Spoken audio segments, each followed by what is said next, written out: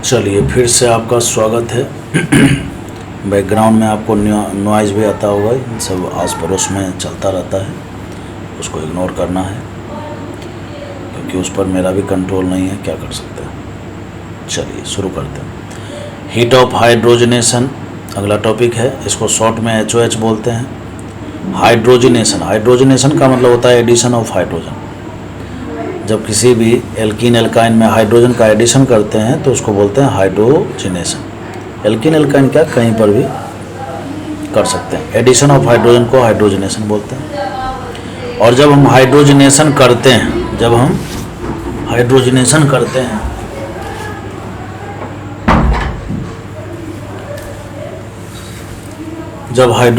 करते हैं तो उसके कारण जो हीट रिलीज होता है उसको बोलते हैं हीट ऑफ हाइड्रोजनेशन। वही लिखा हुआ है हीट इवॉल्व या heat release due to hydrogenation is called HOH। चूँकि ये रिलीज होने वाली एनर्जी है, रिलीज होने वाला हीट है, इसलिए ये एक्जोथर्मिक नेचर का होता है।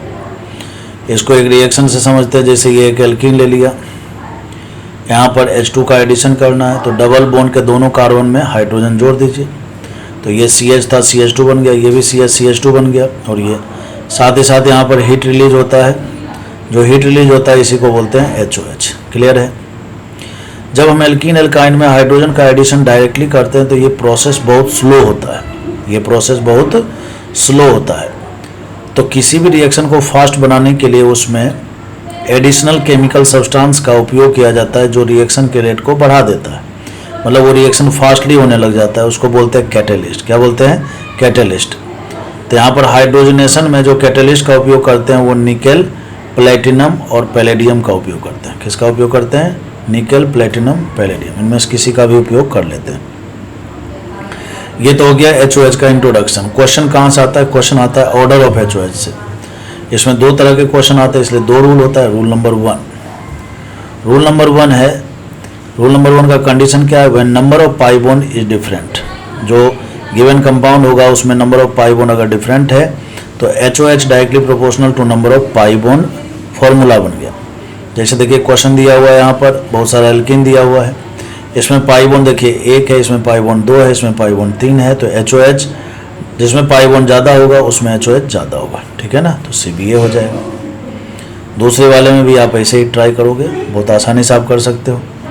रूल नंबर 2 कब लगाते हैं? कंडीशन बहुत इंपॉर्टेंट है। When number of pi bond is same, जब नंबर ऑफ पाई बॉन्ड क्या हो? सेम हो, इक्वल हो। ठीक है ना, तब आपको रूल नंबर 2 लगाना है।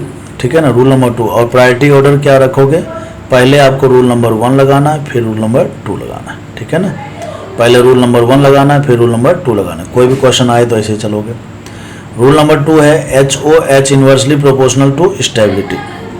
HOH inversely proportional to stability. जैसे देखिए यहाँ पर 2 स्ट्रक्चर दिया हुआ है, इसमें पाई बॉन्ड देखो 1 है, इसमें भी पाई बॉन्ड देखो 1 है, दोनों में पाई बॉन्ड की संख्या बराबर है। तो पाई बॉन्ड की संख्या बराबर है, यानी कि रूल नंबर 1 नहीं लगा सकते। तो फिर अब क्या करोगे? तो रूल नंबर 2 लगाएंगे। रूल नंबर 2 में आप देखो स्टेबिलिटी देखना पड़ेगा। स्टेबिलिटी देखेंगे तो देखिए ये सिस वाला स्ट्रक्चर है और ये ट्रांस वाला है। आपको बताया था सिस और ट्रांस में ज़्यादा स्टेबल कौन सा होता है? ट्रांस। तो स्टेबिलिटी ऑर्डर लिखेंगे तो B ग्रेटर देन A आएगा, और स्टेबिलिटी और HOH में इन्वर्सली का रिलेशन है, इसलिए HOH A greater than B हो जाएगा। ठीक है, इसी प्रकार से यहाँ पर भी आप क्वेश्चन करना, पहले स्टेबिलिटी ऑर्डर निकालना और फिर HOH का ऑर्डर निकालना। खुद से करना तो ज़्यादा समझ में आएगा। जैसे देखिए अगला एग्जाम्पल है, ये रूल नंबर 1 और 2 दोनों को मिक्स करके बनाया हुआ है। इसमें देखिए यहाँ पर सब में पाई बॉन्ड, देखिए रूल नंबर 1 लगाए, पहले सब में पाई बॉन्ड देखा तो यहाँ पर आपको पाई बॉन्ड 2 दिख रहा है। यहाँ पर पाई बॉन्ड कितना दिख रहा है? इस स्ट्रक्चर में 2 दिख रहा है ना, बाकी सब में पाई बॉन्ड 1 ही है। तो जिसमें पाई बॉन्ड ज़्यादा है वो तो सबसे आगे चला गया, उसके बाद A, B और D जो है पीछे चला गया। अब आप A, B, D में आपको अलग से अब स्टेबिलिटी ऑर्डर निकालना पड़ेगा। स्टेबिलिटी ऑर्डर निकालोगे, कैसे निकालोगे? अल्फा एच से, है ना। अल्फा एच, यहाँ पर अल्फा एच देखिए 4 है, इसमें अल्फा एच देखोगे तो 2, 2, 4, 3, 7 है, इसमें अल्फा एच देखोगे तो 2 है। तो स्टेबिलिटी ऑर्डर देखोगे A, B, D में तो B होगा, फिर उसके बाद A होगा और फिर D होगा। तो A, B, D में HOH का ऑर्डर देखोगे तो जस्ट उल्टा कर दो, D फिर A और फिर B हो जाएगा। तो सी तो ऑलरेडी पहले से ही है ही, ए बी डी में हमारे पास ऑर्डर आ चुका है, तो इसको सेट कर देंगे यहाँ पर, डी ए और बी हो जाएगा। इस तरह से हम HOH का ऑर्डर निकाल सकते हैं। इसका एक एक्सेप्शन भी होता है, वो यहाँ मेंशन नहीं है, मैं यहाँ लिख देता हूँ, उसको आपको लिख लेना है। एक्सेप्शन क्या होता है? एक्सेप्शन है जैसे मान लो कि ये दे दिया 2 पाई बॉन्ड वाला एल्कीन दे दिया, ठीक है ना, और यहाँ पर 3 पाई बॉन्ड वाला एल्कीन नहीं बोलेंगे, बेंजीन। तो रूल नंबर 1 जब आप लगाओगे ना, रूल नंबर 1 लगाओगे तो कायदे से ज़्यादा किसका होना चाहिए? इसका होना चाहिए, बट ऐसा नहीं होता है। यहाँ पर HOH का जो ऑर्डर है वो इसका ज़्यादा होता है, ठीक है ना, इसका ज़्यादा होता है। ये एक एक्सेप्शन है, इसको ध्यान रखना है। यही यहाँ पर अगर ऐसा आ जाए, ये आ जाए, तो ये और आगे आ जाएगा। क्यों आएगा आगे? क्योंकि ये दोनों 2 पाई बॉन्ड वाला है, तो 2 पाई बॉन्ड वाले में यहाँ रेजोनेंस हो रहा है, यहाँ रेजोनेंस नहीं हो रहा है। जिसमें रेजोनेंस नहीं हो रहा है उसकी स्टेबिलिटी कम है, तो HOH ज़्यादा होगा, ठीक है। तो इसको याद रखना है, 2 पाई बॉन्ड और 3 पाई बॉन्ड वाले रिंग में ये एक्सेप्शन है, ठीक है। ये बहुत इंपॉर्टेंट है, इसको ध्यान रखना है। अब हम बात करेंगे ये हीट ऑफ कंबसन। अगला टॉपिक इसी जैसा है, same to same. Heat of combustion, combustion मतलब जलाएंगे, इसको शॉर्ट में बोलते हैं HOC। तो जब किसी आप हाइड्रोकार्बन का कंबसन करते हो, उसको जलाते हो, तो उससे जो हीट रिलीज होती है उसको बोलते हैं HOC। चूँकि ये भी रिलीज होने वाला हीट है तो इसलिए एक्सोथर्मिक नेचर का होगा। इसको एक रिएक्शन से समझते हैं। जैसे एक हाइड्रोकार्बन है CXHY। CXHY का मतलब एक ऐसा हाइड्रोकार्बन है जिसमें कार्बन की संख्या X है, हाइड्रोजन की संख्या Y है। अब जलाएंगे तो ऑक्सीजन की ज़रूरत पड़ेगी, तो ये ऑक्सीजन ले लिया, ठीक है ना। और फिर उसके बाद जो है इसका कंबसन करेंगे, तो देखिए कार्बन ऑक्सीजन के साथ मिलेगा तो CO2 बनाएगा, हाइड्रोजन ऑक्सीजन के साथ मिलेगा तो H2O बनाएगा, और साथ ही साथ हीट रिलीज होगा। जो हीट रिलीज होगा इसी को बोलते हैं HOC, ठीक है। अब इसमें बहुत तरह का सवाल पूछता है। पहला सवाल पूछेगा कि इस रिएक्शन में कितने मोल CO2 बनेंगे, कितने मोल H2O बनेंगे। ये सब जब भी पूछे ना मोल के टर्म में, तो इसका सबसे बेस्ट मेथड होता है, इसको बैलेंस कर दो आप। देखो लेफ्ट हैंड साइड में कार्बन की संख्या X है तो यहाँ पर X CO2 आएगा। लेफ्ट हैंड साइड में हाइड्रोजन की संख्या Y है तो यहाँ पर Y/2 से मल्टीप्लाई करोगे तो देखो हाइड्रोजन बैलेंस हो जाएगा, ठीक है ना। राइट हैंड साइड में देखो X कितना है, ऑक्सीजन का कितना है 2X और प्लस का Y/2 है, ठीक है ना।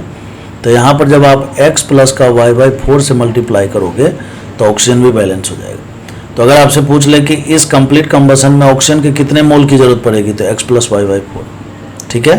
तो इस क्वेश्चन से क्या सीखने को मिला कि कंबसन करेंगे तो CO2 वाटर और हीट मिलेगा। अगर मोल के टर्म में सब कुछ पूछ ले तो बैलेंस कर देना, ठीक है ना।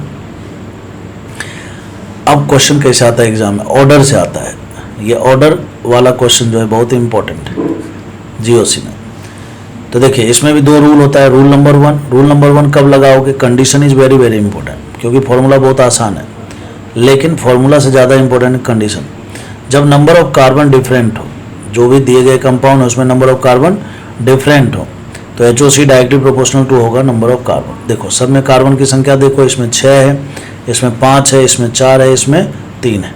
जिसमें कार्बन ज़्यादा है उसका HOC ज़्यादा होगा। तो ऑर्डर बहुत आसान है, आप आसानी से निकाल सकते हो। रूल नंबर 2 देखो, रूल नंबर 2 है जब नंबर ऑफ कार्बन सेम हो जाए। देखिए HOH में हम रूल नंबर 1 था नंबर ऑफ पाई बॉन्ड देखते हैं, HOC का रूल नंबर 1 है जिसमें कार्बन देखते हैं। कार्बन इसलिए देखते हैं क्योंकि इसमें CO2 रिलीज होता है, ठीक है ना। जितना ज़्यादा CO2 रिलीज होगा हीट उतना ही ज़्यादा रिलीज होगा। नंबर ऑफ कार्बन जब सेम हो जाए तो फिर इन्वर्सली प्रोपोर्शनल टू स्टेबिलिटी देखें, इन्वर्सली प्रोपोर्शनल टू स्टेबिलिटी देखें। जैसे देखिए ये क्वेश्चन है, इन सब में आप देखो कार्बन की संख्या बराबर है, इन सब में कार्बन की संख्या बराबर है, तो इसका मतलब हमें स्टेबिलिटी देखना पड़ेगा। तो ये जो कंपाउंड है ये है साइक्लोएल्केन। क्या है? साइक्लोएल्केन। साइक्लोएल्केन कंपाउंड में स्टेबिलिटी कैसे देखते हैं? साइक्लोएल्केन कंपाउंड में स्टेबिलिटी देखते हैं एंगल स्ट्रेन से, ठीक है ना। छोटे रिंग में एंगल स्ट्रेन ज़्यादा होता है और 6 मेंबर रिंग में एंगल स्ट्रेन 0 डिग्री होता ही नहीं है। भाई देखिए यहाँ लिखा हुआ है 6 member ring most stable ring होता है, 3 मेंबर रिंग जो है लिस्ट स्टेबल होता है। तो स्टेबिलिटी ऑर्डर लिखोगे तो 6 वाला सबसे ज़्यादा, तो ABCD हो जाएगा। चूँकि सब में कार्बन की संख्या बराबर है तो इसमें लगेगा रूल नंबर 2।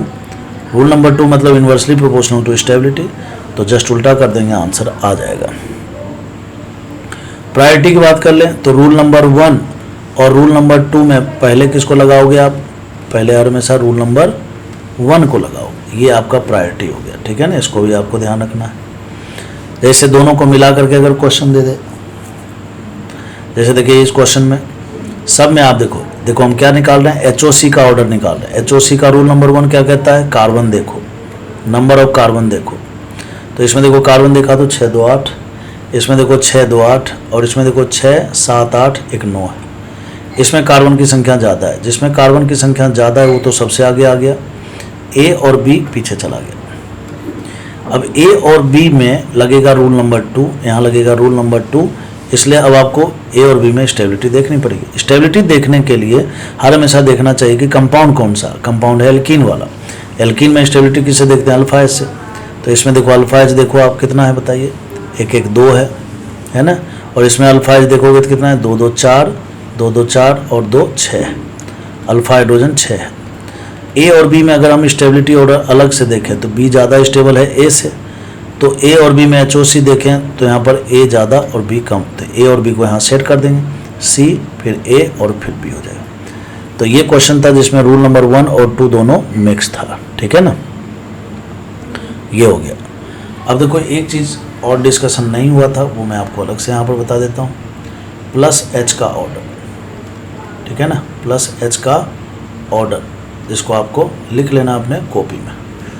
2 ऑर्डर होता है, पहला ऑर्डर होता है, इसको याद रखने का तरीका होता है +H और +I का जो ऑर्डर होता है वो इन्वर्सली प्रोपोर्शनल है, ठीक है ना, इन्वर्सली प्रोपोर्शनल है। तो पहला ऑर्डर जो है +H का होता है वो होता है CH3 का सबसे ज़्यादा, फिर CD3 और फिर उसके बाद CT3 होता है, ठीक है ना। आपको याद हो तो वहाँ पर बताया था +I में कि हैवियर आइसोटॉप्स का +I ज़्यादा होता है, तो यहाँ पर +H कम होगा। ऐसा इसलिए होता है, CH3 का +H इसलिए होता है ज़्यादा क्योंकि आपने अभी देखा है हाइपर कॉन्जुगेशन में आप देखते थे कि यहाँ पर जब हाइपर कॉन्जुगेशन होता है तो ये CH बॉन्ड टूटता है, टूट करके आगे बढ़ता है, तो ये CH बॉन्ड जितना जल्दी टूटेगा है ना, उसका +H उतना ही ज़्यादा होगा। तो CH बॉन्ड और CD बॉन्ड में ज़्यादा मजबूत बॉन्ड कौन सा होता है, CD बॉन्ड मजबूत है, मतलब वो जल्दी नहीं टूटेगा, तो जल्दी नहीं टूटेगा तो उसका +H कम हो जाएगा, ठीक है ना। ये तो समझने वाली बात है, बाकी सीधा सीधा याद रखो +H इन्वर्सली प्रोपोर्शनल होता है +I के। एक और ऑर्डर होता है CH3, फिर उसके बाद जो है यहाँ पर CH2 CH3, और तीसरा जो है वो है आपका CH, फिर CH3 CH3। इसमें देखिए जो पहला कार्बन है ना, इनमें सब में ये अल्फ़ा कार्बन है, ठीक है ना, अल्फ़ा कार्बन है। तो इसमें अल्फ़ा हाइड्रोजन देखो, इसमें कितना है बताओ, 3 है, इसमें अल्फ़ा हाइड्रोजन कितना है, 2 है, और इसमें अल्फ़ा हाइड्रोजन कितना है, 1 है। तो जिसमें अल्फ़ा हाइड्रोजन ज़्यादा है उसका +H ज़्यादा होगा, तो इसको आप अपने कॉपी में ज़रूर लिख लेना। तो आपके पास +I का ऑर्डर है, -I का ऑर्डर है, अब +H का भी ऑर्डर आ गया, ठीक है ना। -H का कोई ऑर्डर होता नहीं है, ठीक है ना, केवल यही काम का है। तो इसके आगे नेक्स्ट वीडियो में बात करेंगे।